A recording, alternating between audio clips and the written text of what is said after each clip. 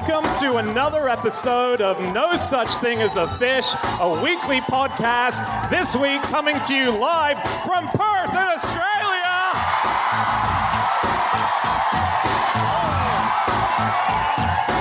My name is Dan Schreiber, and I am sitting here with Anna Chizinski, Andrew Hunter-Murray, James Harkin, and once again we have gathered around the microphones with our 4 favorite facts from the last 7 days, and in no particular order, here we go. Starting with you, Chizinski.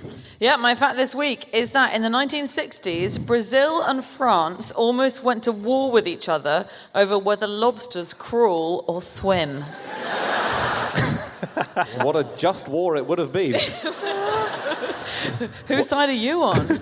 Whose side are you on? I think they crawl. Oh, I think they swim.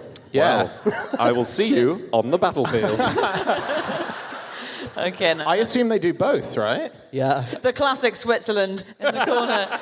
No, so it is a problem that they do both, because this is the fact that in 1961, a French fisherman found that the water off the coast of Brazil was full of lobsters, and they wanted to fish them so that they could get money from selling the lobsters. And so they started fishing them, but Brazil claimed exclusive rights to sea creatures that were walking along the continental shelf within a certain diameter or radius of Brazil. So if creatures were walking in that area, then Brazil had a right to them and no one else did. But if they were swimming in that area, then they did not. And so this huge argument came forward about whether they were walking or swimming. And the French said that they were swimming, so they were open to anyone, because lobsters do sometimes swim. And so they said we're allowed to fish for these lobsters. Brazilians said they crawled.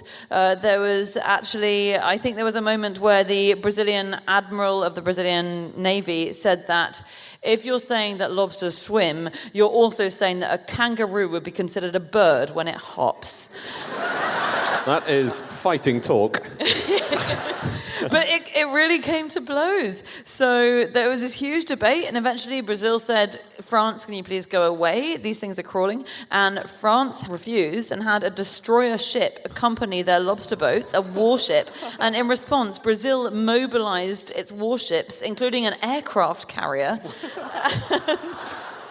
And then both of these sides are ready for battle. And this lasted for 2 years. They were sitting there with the battleships poised, ready to fight each other over whether lobsters crawl or swim. And then eventually some laws of the sea were put into force saying, look, guys, chill the fuck out.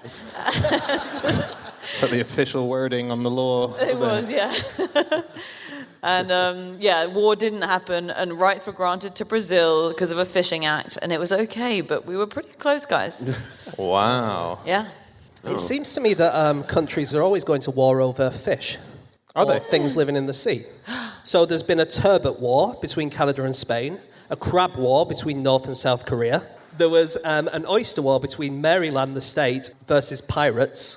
Cool. Oh. There was a mackerel war between UK and Iceland, a prawn war between India and Sri Lanka, a squid war between the UK and Argentina, a scallop conflict between the UK and France. A catfish dispute between the US and Vietnam, and a spat between Latvia and Russia. Wow.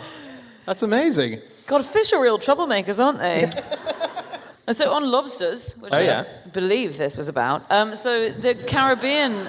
So the thing that this was originally about actually was a Caribbean spiny lobster, which was a kind of rock lobster. But this is a kind of lobster that queues.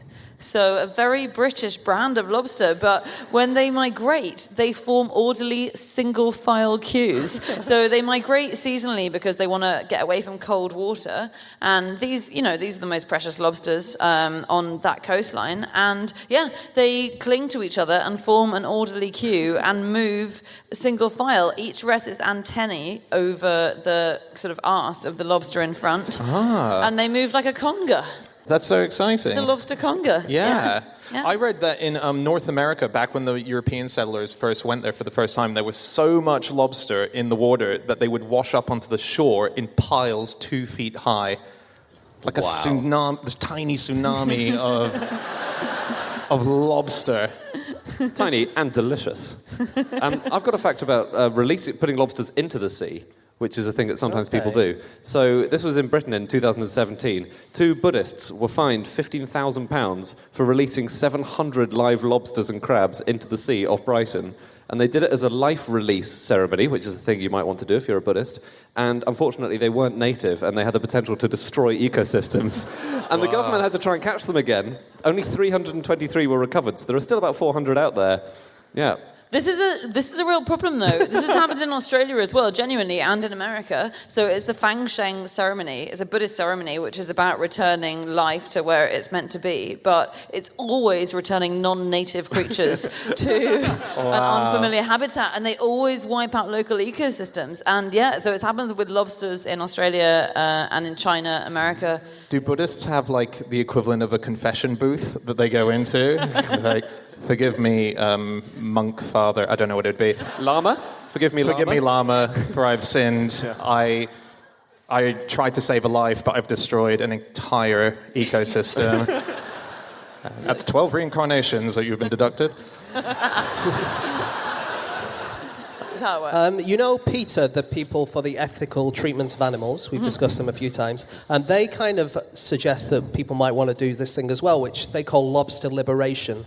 And they have posters, they put posters up saying, being boiled hurts, lobster liberation. But unfortunately, the lobster in their picture is bright red, which means it's already been cooked. Oh, no. Lobsters do have a very, very tough time. So whenever they molt, they have to get rid of their old shell to grow larger, but they have to lose half their claw weight, because otherwise the claw is too big to fit out of the old shell. And the claw muscles are so massive, because obviously that's what lobsters are like, they've got very slim wrists, so they have to rip the claw. Basically, when they try to molt, they have to rip out the lining of their throat, their stomach, and their anus, which is, wow. I think... That's the trifecta of things you don't want to rip out. Yes. That's the least classy use of the word trifecta. Yeah. But they're weird, aren't they? I was reading on National Geographic that their brain is located in their throat, their nervous system in their abdomen, their teeth in their stomach, their kidneys in their head, they hear through their legs, and they taste with their feet. They're all over the shop. So the bladder being very much in the head means that they urinate out of their faces. And urinating is very important to lobsters, and especially female lobsters, because it's quite sexy. So the way that female lobsters seduce male lobsters is that they urinate out of their face into the male lobster's den. That is sexy. Oh, you wouldn't want... Imagine your letterbox in the morning. You just see... Oh no, it's Valentine's Day. Well, it's very attractive in some circles. But yeah, the females urinate in the male dens until the male is attracted enough to the urine, or thinks, I really need to get rid of this urine somehow. So he invites the female in. And then immediately she gets naked. So as soon as she's been invited in, she sheds all of her shell. And also, I think this is really insulting, the other thing that the female sheds when she gets into a lobster's den is the pouch where she had banked the sperm from the prior mate. So I'll just leave this by the door. Can she put back her shell on if he's not interested? No. What? You can't rip out the lining of your throat, stomach, and anus and then think, I've missed those. I've misread those sides. I'll just get my pouch of sperm and be on my way. Hey, we need to move on to our next fact shortly. Oh, I think we should honestly give a shout out to the amazing lobsters, which are the largest freshwater invertebrates on Earth, which is the Tasmanian lobster. And yeah, they're incredible. So they're the size of kind of a normal-sized dog, and they're extremely strong. But they cross. Anna, dogs come in lots of different sizes. That's one of the main things about dogs. They're like a cocker spaniel. Wow. They are extremely big. They live to be 60 years old at least, and they can break human bones, so with their claws, or they can crush beer bottles. And they're just incredible. And they can't breed until they're 14 years old. Come on. Which we laugh at, but we're humans. That's literally the same as humans. But Breed. yeah. I heard breathe. Oh, I thought that when the lobster gets to 14, it goes...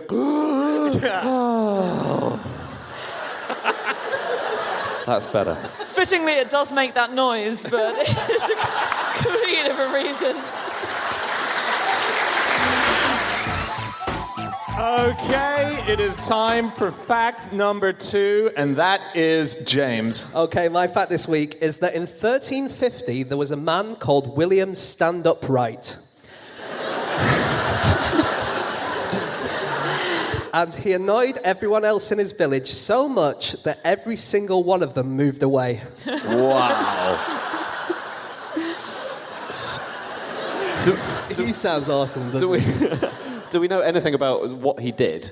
Well, so the thing is, this comes from the parish rolls in England. So it's where, if you're a historian, it's a really good place to get like all the really small things that happen in the villages. And in this one, in particular, it says, the coroner testifies that William Stand-Upright is so quarrelsome and rancorous that none of the Lord's tenants can bear to live in the village because of him, and he has caused the village to be deserted. And then by 1356, so that's 6 years later, he had also left the village. Presumably because he had no one left to argue with. That's amazing. Yeah. And that's all we know about him. Like, it's, in a lot of these things, these kind of parish things, all you see is a very, very tiny snapshot of people's lives. Right. It's amazing. So, for instance, in 1328, John Frauncy claimed 2 shillings in damages because Alice Devaney's had accused his wife of wearing her short jacket before Easter. Wow. Whoa. Shut my mouth. That is In bad. 1347, a man called Roger Sweatinbed was accused of fornication with Letitia Batt. Wow. Roger Sweatinbed. Sweat in bed, stand upright, and shut in mouth. Was that the third one? This is, though, it's so fun reading through these old records. So there's actually a document called the Assize of Nuisances, and I really recommend it, and it's what I wasted all of my research time doing for this show. But it's from 700 years ago, and it's literally a list from the whole of the UK of all the nuisances that are reported by neighbours. And so I read through it, and most of them, to be fair, are about sewage leaking into other people's gardens. So there are a lot of Maybe people... they were just flirting with the next door neighbour in a kind of lobster way. It didn't sound super sexy in the write-up. So there was a woman who built her own personal toilet because she didn't like throwing her sewage out of the window, which a lot of people did, but the solids blocked her gutter, and the neighbours said they were greatly inconvenienced by the stench. So that was then. And there was one more, just in 1377. Thomas and Alice Young complained that their neighbour built a forge, and they were making armour, but the sledgehammer crashing of them making the armour disturbed them. But worse than that, the smoke penetrated their house, so it smelled really bad. And also they said, the blows of the hammer shake the walls of our house so much that it spoils our wine. Wow. That is unpleasant, actually, to have to live with that. I've got a fact about kind of celebrity neighbour disputes, because this does happen. So, for example, in Manhattan in the early 1970s, John Cage, famous composer, he lived next door to John Lennon, and he had to go round to complain about the noise. Well, can I just say, John Cage is most famous for writing that song which is Complete Silence. Exactly. Right. I like the idea of John Lennon going back round and complaining any time he likes. Can you please stop playing 4 minutes and 33 seconds? I saw another, this is just this is very British, about noisy neighbours. In Crystal Palace in London, which is where I live, this family discovered in their basement an unexploded World War II bomb. And they found it in the evening, but they didn't call the police because they didn't want to wake the neighbours overnight. And so patiently guarded the bomb. How loudly do they talk on the phone?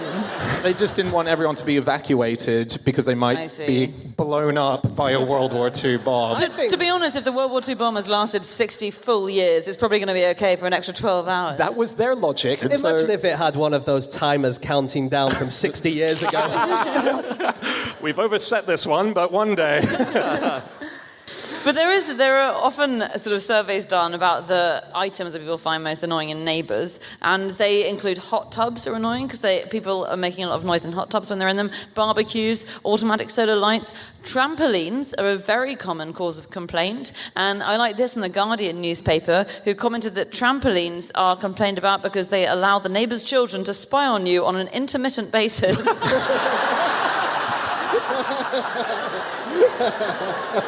Very annoying. I was just looking at some stupid names. Oh, yeah? Because of this guy called William Stand-Upright. I found a website which had every single name that's mentioned in the Doomsday Book. And I spent most of my time reading that, to be honest. In the Doomsday Book, there are 4 people called Abba, 12 people called Alfred the Butler. Wow. 2 called Ape, 1 called Bono, 1 fish, 2 gods, and a snot. And there is 1 person called Anna, who was a man living in Puckle Church in Gloucestershire. No relation.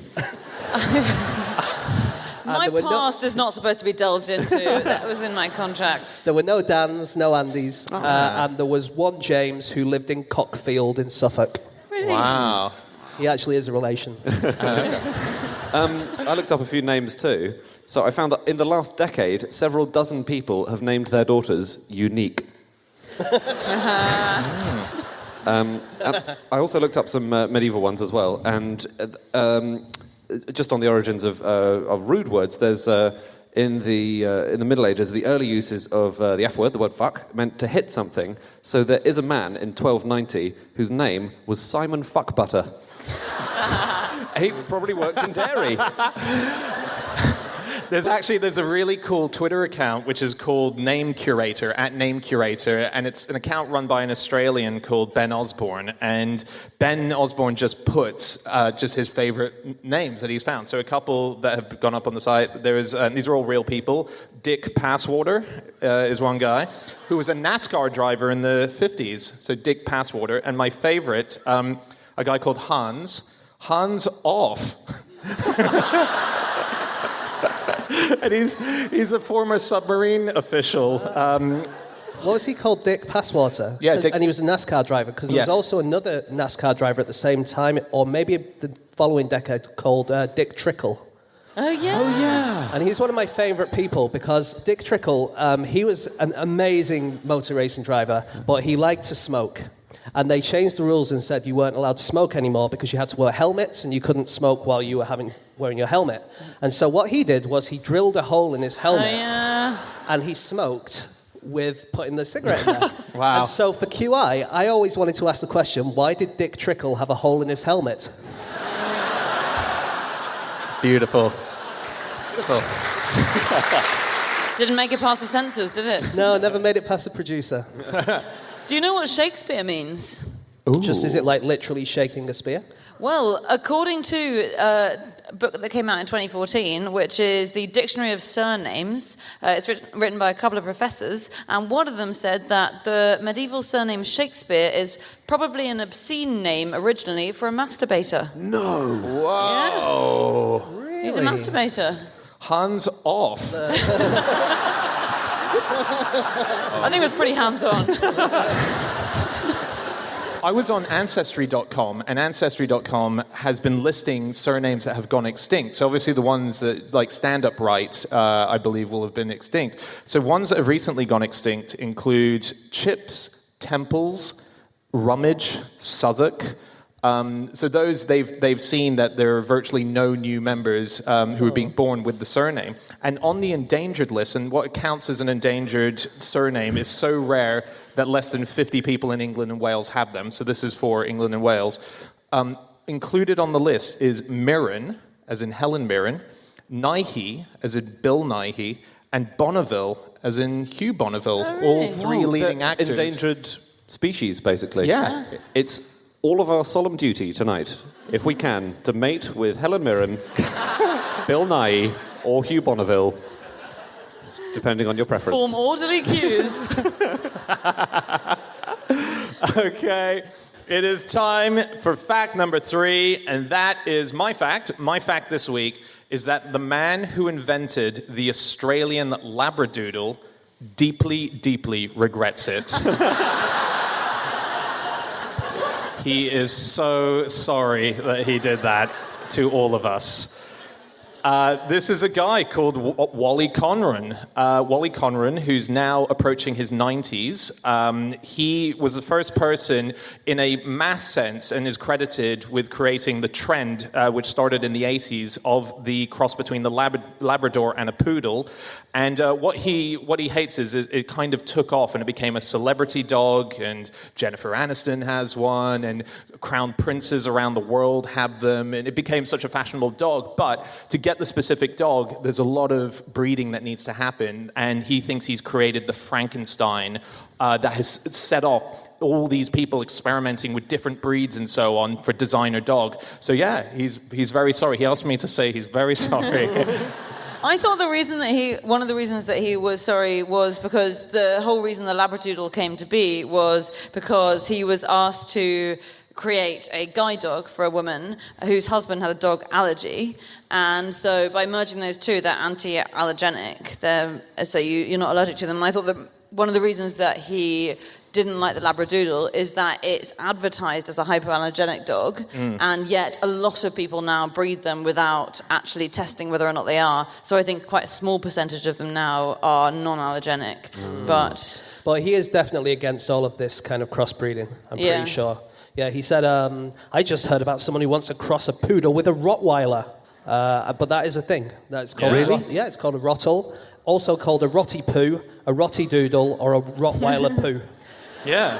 Oh. But a Rottweiler Poo sounds like something. yeah.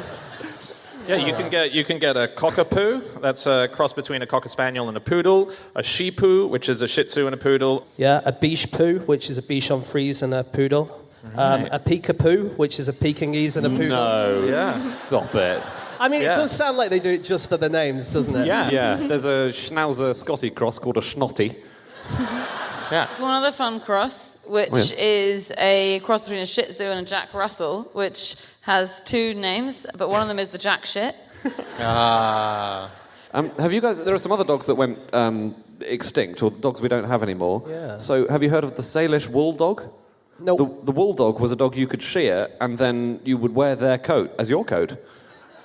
It was a dog that was big and fluffy enough that you could keep on shearing it. Could you not do that with any dog? No. I don't know. You could have a go, couldn't you? Yeah. Might as well try. Yeah.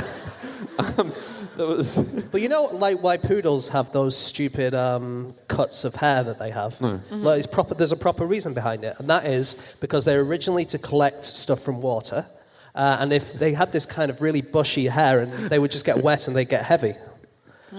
So, but like, is it hunting use? It was collecting quarry. So you've been hunting, and then the water say it's a duck, it's in the water, and then the poodle would go in and get it. Yeah. And the idea was, so they wanted to have as little hair as possible, but it still needed hair to keep its internal organs warm. So that's why it kept it round there. It still needed it to keep the joints warm to stop arthritis, so it still needed it round there. And the top knot was to keep the long hair out of its eyes when it was swimming.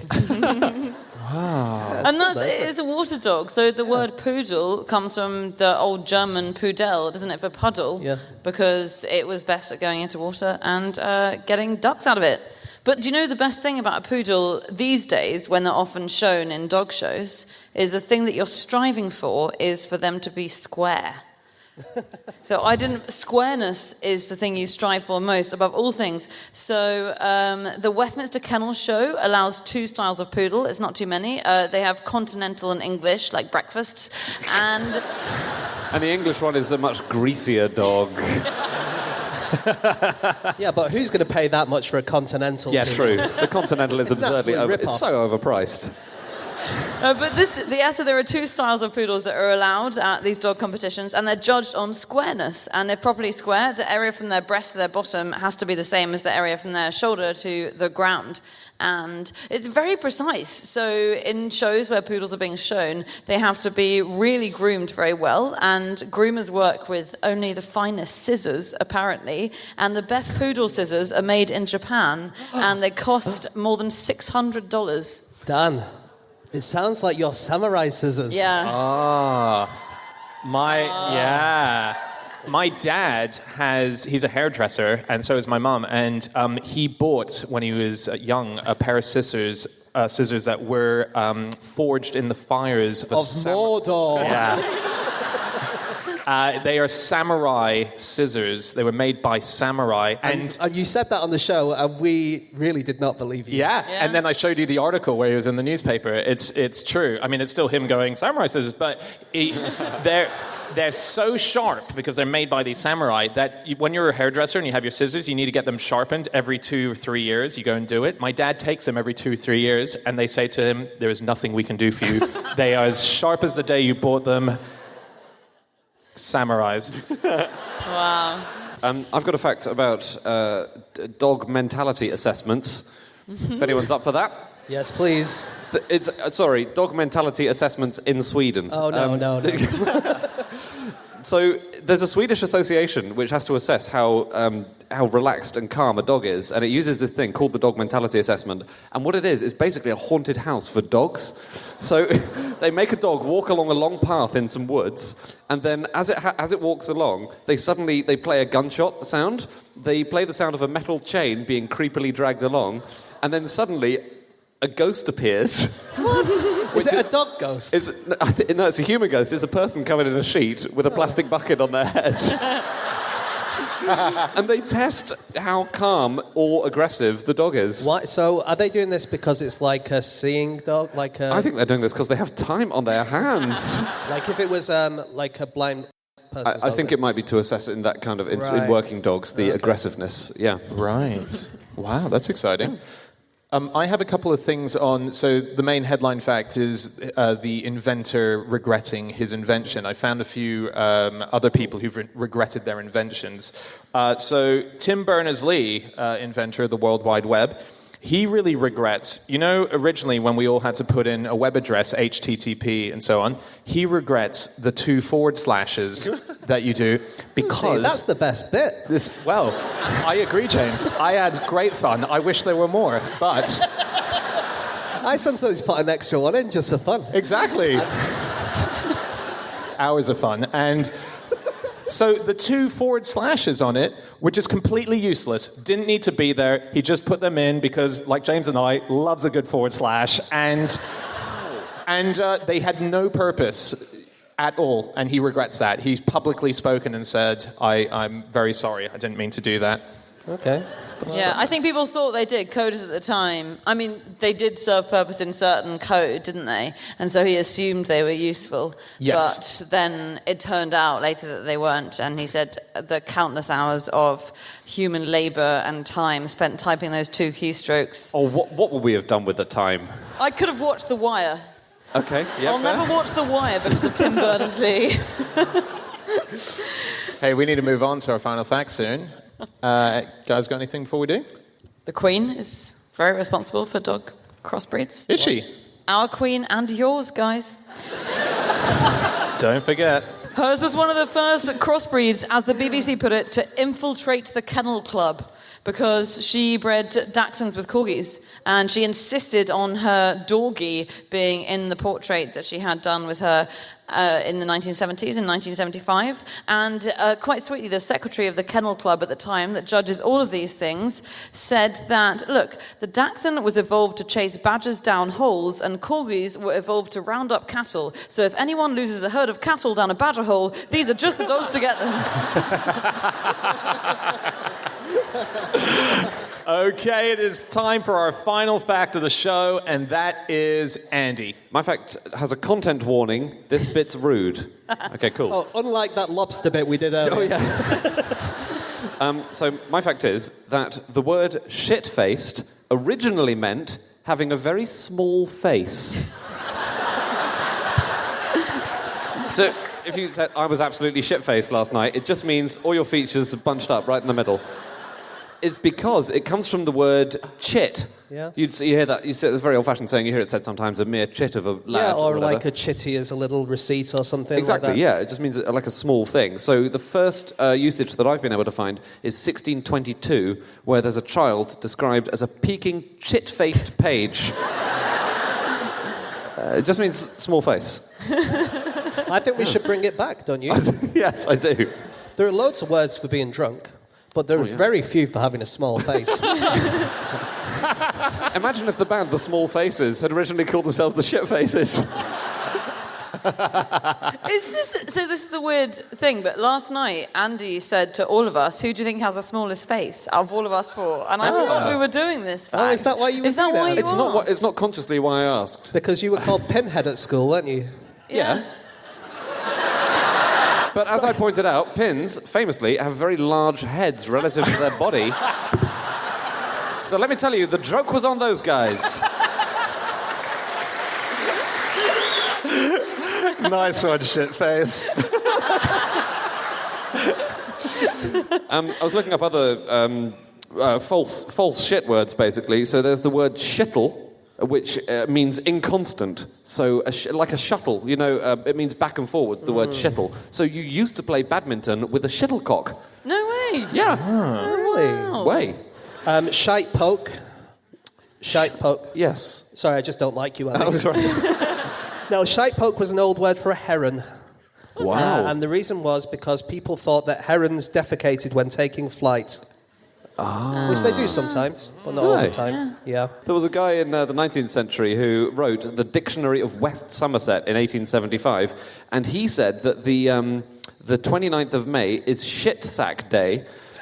And he writes this, the writer of the dictionary says, in the northwest of Somerset and North Devon, it is common to hear boys call out on that day, shit sack, but I have been unable to discover the origin. It feels to me like he's not heard them saying it to him on the other days. Yes.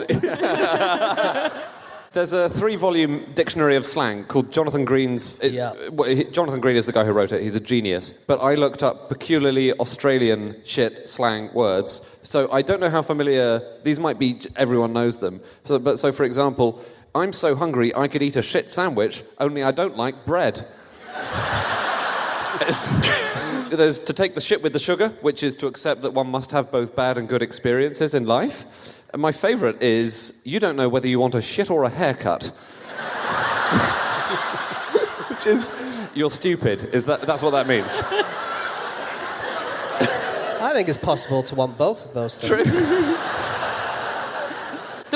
The word shit, though, has a long history, doesn't it? And a long etymological history. So it comes from ske, which meant to cut. And so it's the same origin as words like science and schedule and shield. And it was spelled shite until the 1700s. But they used to kind of broaden their shit-based vocabulary. So in Old English, skite was diarrhea. And besketan was one word that meant to cover with excrement. And also, in the 18th century, according to the Partridge Dictionary of Slang, to shit through your teeth was to vomit, which does make a lot of sense. And the example that's given in this dictionary is, e.g., hark you, friend, have you got a padlock on your arse that you shite through your teeth? Wow.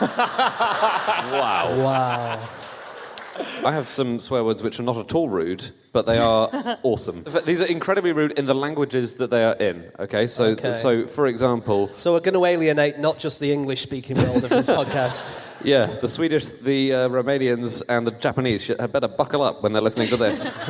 So, in Sweden, you can say, go and put an old blanket over yourself, which is really rude to them. In Sweden? Yeah, in Sweden. But that's what that guy who was pretending to be a ghost was doing. Yes.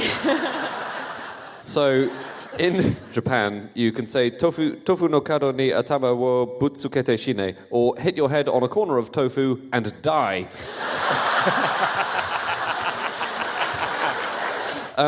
In Romanian, there's a phrase which means, I can't believe this is true, it means, I would dry my dirty pants on your mum's crucifix. That one's quite rude in English as well. Can I just, in Romanian, I read an article on Vice which had a Romanian person writing in about swearing in Romania, and they said, swearing culture in Romania is built on oral sex, mothers, and Christ. So... That's very much the trifecta of things not to say in Romania.